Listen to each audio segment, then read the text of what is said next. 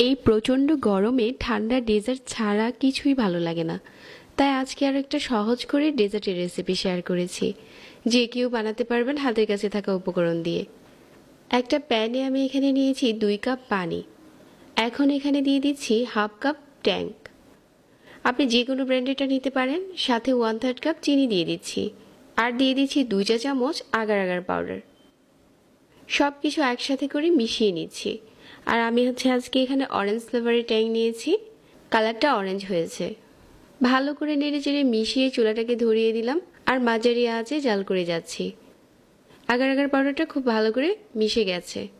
এখন চুলাটাকে বন্ধ করে দিয়ে দুটো পরিষ্কার বাটিতে ঢেলে নিচ্ছি।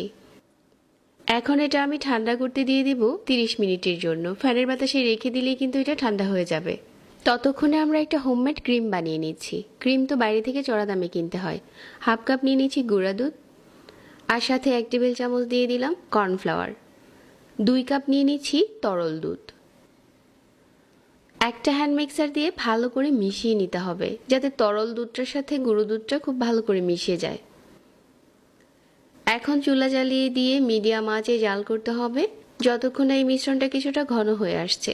আর এখানে যেহেতু কর্নফ্লাওয়ার আর গুঁড়ো দুধ দিয়েছি, মিশ্রণটাতে বেশিক্ষণ জাল করতে হবে না।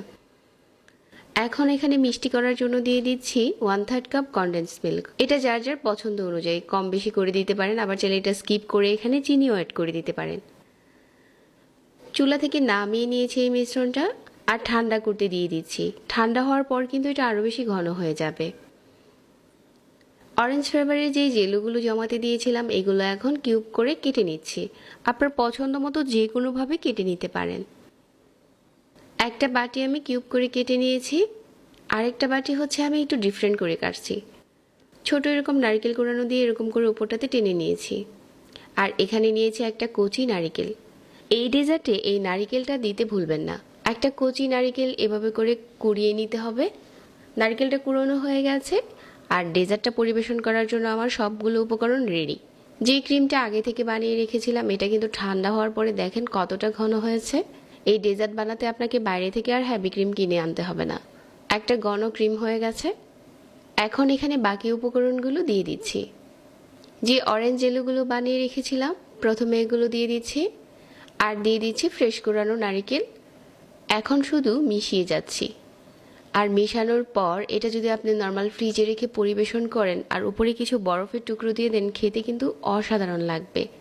এই ডেজার্টটা একটু বেশি করে বানিয়ে ফ্রিজে রেখে দিতে পারেন। কম খরচে ডেজার্ট বানাতে চাইলে আমি বলবো এটা সেরা রেসিপি। যাদের কাছে প্রতিনিয়ত আমার এরকম নতুন রেসিপিগুলো ভালো লাগে, পেজ ফলো করে রাখবেন আমার এরকম নিত্য নতুন রেসিপি পেতে। আর ডেজার্টটা দেখেন মিক্সিং করার পর কতটা ঘন হয়েছে। এখন এটাতে আপনি বরফ কুচি দিয়ে পরিবেশন করতে পারেন, আবার চাইলে এভাবেও খাওয়া যাবে। আমি কিছু গ্লাসে পরিবেশন করে নিয়েছি, আর এভাবে করে নর্মাল ফ্রিজে রেখে দিতে পারেন। যারা এতক্ষণ সাথে ছিলেন সবাইকে ধন্যবাদ জানিয়ে আজকে এখানেই বিদায় নিচ্ছি। আল্লাহ হাফিজ।